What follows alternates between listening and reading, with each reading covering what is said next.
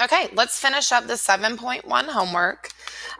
This will be a little bit easier than the notes because of the multiple choice on the graphing, but still you will be doing some sketching on scratch paper. You'll definitely need scratch paper when you guys do this. And there will be work required on these problems when you take your test. So first problem here, it has an x squared, okay? So we're supposed to get the squared term and its friend. Well, there's not a friend with it. And move everybody else on the other side. So I'm going to subtract 2y and I'm going to add 4 to move it over. Okay, now the x is squared, which means it's smiling or frowning. So I can get rid of choice D right there. Here, the x is squared, which means that the 0 is going to be for the vertex in the x spot. As for the y spot, you need to pull out the -2 so that it is in front. So you will have to divide both pieces by -2. And that will give me a y minus 2. And this is enough to get the answer because 0 is in the x spot, but when you change the sign to the y, 2 will be in the y spot. So 0, 2 is going to be my vertex. This is the only one that has 0, 2 as my vertex. 4p is negative, so 4p is -2, which means it would have been frowning anyway. And my answer is going to be B as in boy.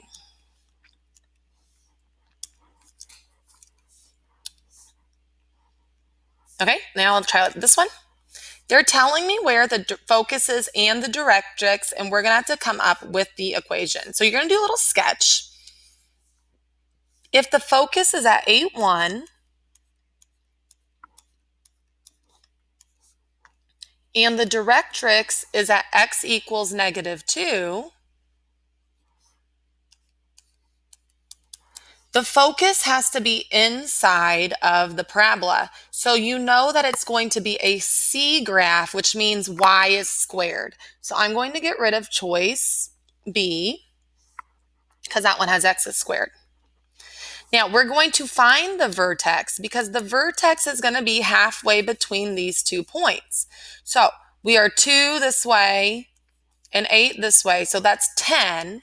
Half of 10 will be where that vertex is, right in the middle. So 10 divided by 2 is 5. Okay, now it's not at 5, it's 5 away from each of these points.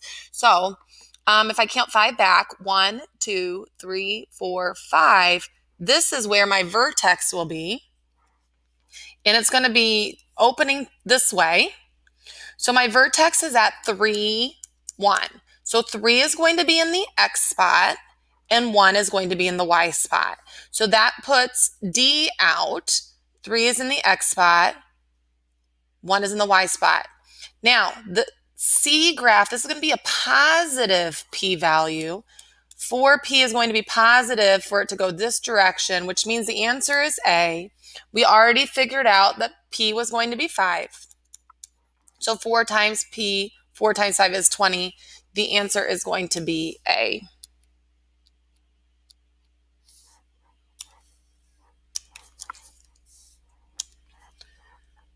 Okay, let's try this one.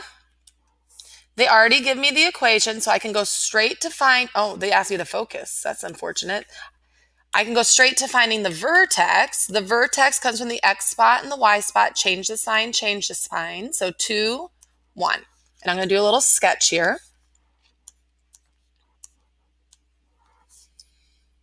X is squared, so it's smiling or frowning. 4p is -6. That means it's going to be frowning. And p is going to be -3/2, which is -1.5. So it's going to be frowning. The focus will be down from here to put the focus on the inside here. So I'm going to go down 1.5, and that is my focus. So they want to know what the point is right there. Well, I'm still over 2, but I'm down 1.5 from that 1, so I'm at -1/2. I'm guessing it would take -0.5. Let's see. decimals make a little bit more sense to you guys whenever you're dealing with looking at a graph. Okay, the directrix would be the opposite way, because if it's going down this way, the directrix will be up 1.5 from this. And that's a y equals a number. Y equals a number, and I'm up 2.5.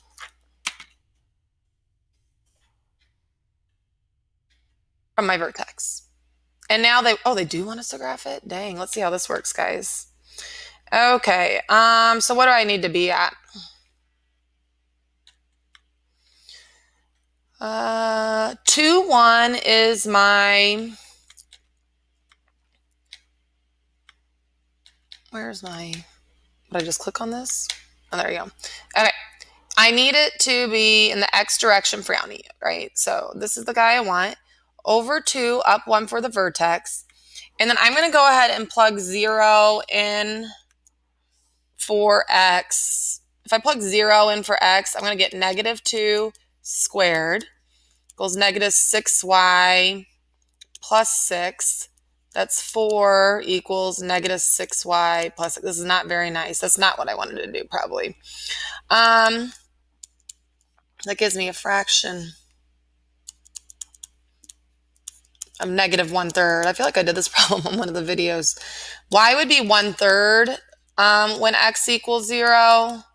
I don't think it's going to let me graph that. Yeah, I don't think it is. Okay, so then let's try another point.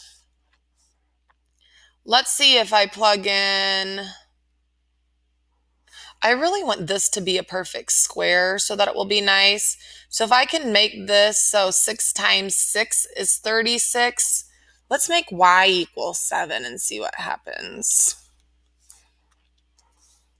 I think some of you will be skipping the graph part on this or asking me to do a couple more questions. If I can make this so that it's a perfect square, or 36, if I can make this so that it's 36, or what else could I make it? 16, but 6 times nothing is 16. I really want this to be 36 over here. So I need this y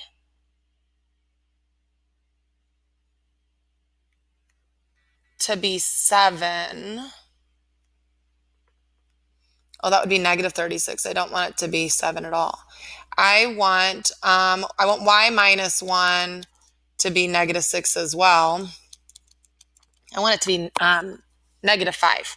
If I have y equal -5, okay, then I get -6 times -6, which is 36.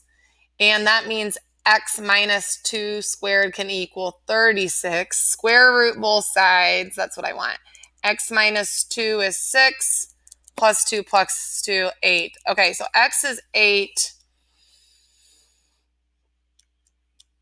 X is 8 when y is -5. And I don't think you're going to enjoy doing that at all. I don't think they're going to have you graph it this way with an extra point on your test. If you can get the first questions done, that'll be the most important thing. Okay, so I think you're going to have a question on that graphing. Do your best on the graphing. I can help you later if I need to.